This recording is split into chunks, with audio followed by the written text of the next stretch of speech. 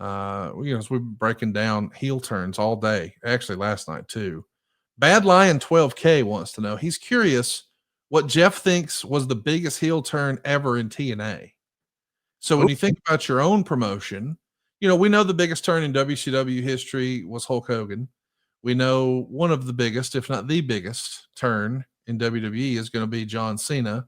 Maybe it's Austin at WrestleMania 17. Maybe it's Andre prior to WrestleMania 3. So there's a few different ways you could go with that. Is there one that stands out above all the rest in TNA with you, Jeff? Well, I'd love to hear a little feedback on that, because I don't really think, because it wasn't really a turn, Sting being in the main event Mafia, because he was a part of the group, and he actually stayed true to his babyface integrity, if you will. But like a real turn, those are so hard. And look, you can't really, boy, that's a good question. Wonder what Google would say. What do you think, Conrad? The best heel turn in TNA. I don't think there's going to be one that absolutely jumps off the page. I know AJ did one. I guess the Jeff Hardy turn would be the biggest. I guess I'm going to put that up there as, I'm going to say the Jeff Hardy heel turn. One of the other suggestions that we got here for someone who could play you came from Ash Perez. He says Andrew Lincoln from The Walking Dead could be a good topic or a good choice to play Jeff in a biopic.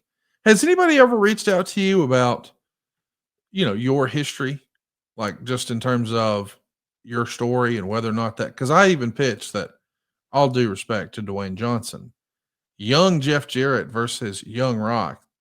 No comparison. I realize Rock went on to be a much bigger mainstream star, not arguing the box office appeal of that, but just thinking about, your dad living in a former celebrity's house, and in the basement, you got Hulk Hogan making his debut, and here comes Sting and the Ultimate Warrior around the holidays to see if they can be a wrestler. It's just crazy who went through there.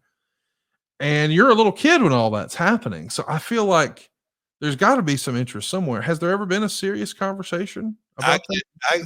I literally have I can't say every week, but a lot of folks that want to do a book or that. But as far as the TV perspective, you got me thinking on that a couple of years ago.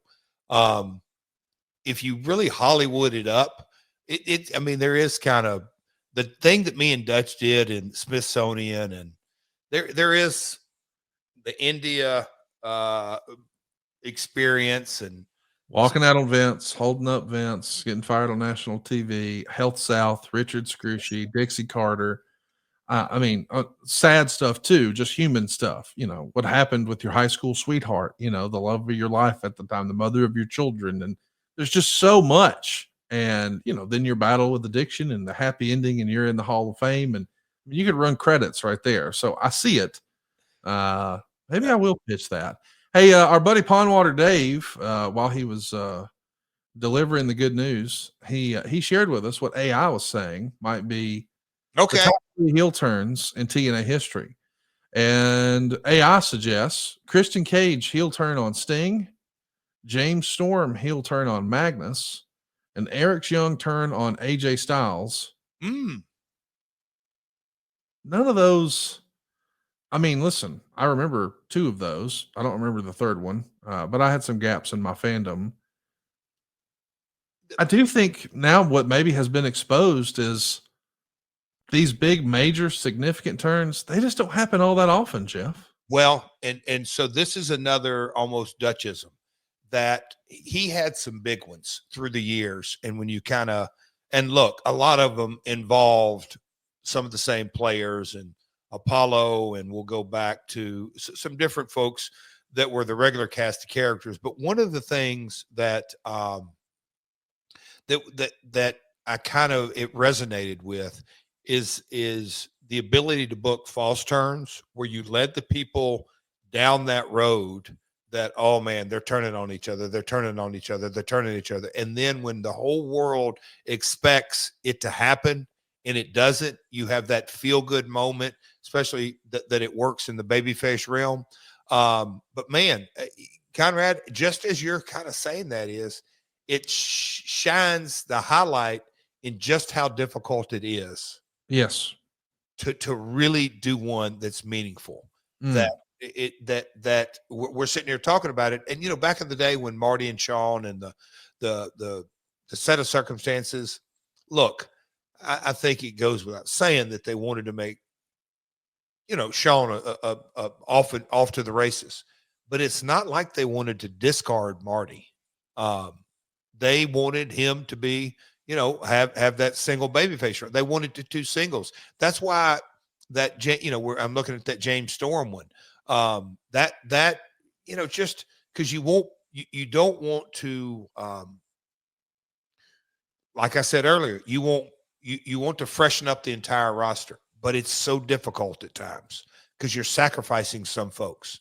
In this circumstance, you're not really sacrificing anything because Cena is on his way out. You know, if you had to say, oh man, what's Cena? How long is he going to be a heel? Is he going to run this? Is it going to be for a year or 2 years or 3 years? Or we're going to switch him back? All those kind of things. In this, it doesn't matter. They kind of know their course that they've charted. That's why, man, Conrad, good point, bud. It's difficult to really execute one that checks every box. Well, we hope we've checked every box as we get you tuned up and ready for AEW Revolution this weekend. I'm fired up, man. We're going to have a great show tomorrow night on TBS, I'm sure. Don't forget Collision on Saturday. But, man, the pay-per-view on Sunday. This is one of the most loaded cards in AEW history. AEW has a reputation for always over-delivering on pay-per-view. You even said, hey, this 4-hour show, I bet by the time you factor in the 0 hour, which, by the way, Big Boom AJ is going to be a part of, like, there's going to be a lot of new eyeballs on AEW, but they're going to super serve the base this weekend. If you're a hardcore wrestling fan, I don't think there's a more surefire bet than AEW Revolution this weekend. No doubt. No doubt. And that's, you know, the unofficial tagline. AEW does pay-per-view better than anyone. It really, really does. And that's why.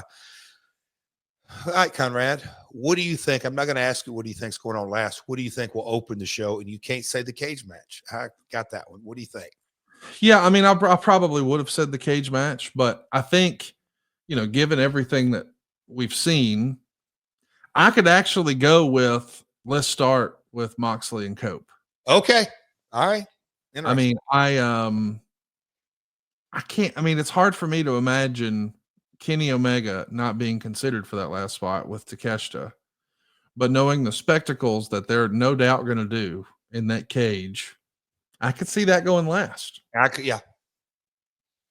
Good. What a great opportunity there is, though, because even a big card like WrestleMania, and I'm not comparing the two, but I'm just saying we know what's going on last. Respectfully, there will be no chatter about it being Jey Uso and Gunther. We know what it is. But with AEW, there's the roster is so stacked as far as these matches. This could go either way. Any of these could be a main event. And we still don't know what we're doing with Roman Reigns at WrestleMania. That's going to be interesting when that reveals itself in the coming weeks, is it not? And we talked last night about the branding of Elimination Chamber, and I was just sitting here thinking that it's been a minute, end of December, that at last AEW pay-per-view, and yes, we had the Australia show, but so how much more you can it's the creative aspect of this business over and over and over. If it's successful, the talent are great. If it's unsuccessful, creative sucked. It's such a balancing act. They went from Rumble to Elimination Chamber to now they're going to Mania. You know, AEW, we're having the opportunity. We had 2 months to build things. This card feels like a must see. And that's what you want out of every event. And that to me is the sign of success going in to an event. Does it feel must see? Yes, Sunday feels must see to me.